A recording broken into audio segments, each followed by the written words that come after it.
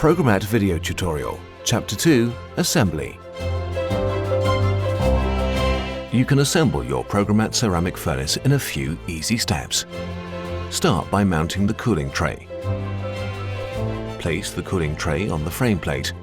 Make sure the cooling tray is correctly positioned and then secure it using a coin and the 2 screws provided. Note: lift and carry the furnace only by supporting the furnace base. Do not carry it by the cooling tray. Place the firing plate on the firing plate holder. Mount the furnace head. Lift the furnace head with both your hands and carefully position it on the furnace head mounting. Make sure that the insulation of the furnace head is not damaged during mounting.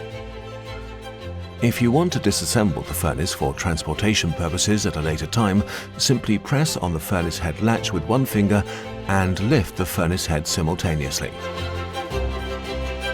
The furnace head should have completely cooled down before being packed for transportation.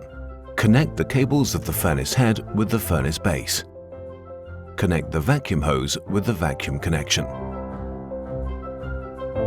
Now insert the thermocouple plug. Observe correct polarity when inserting the plug, plus on plus and minus on minus. Insert the heater plug into the intended socket and secure it by turning it clockwise until it snaps into place.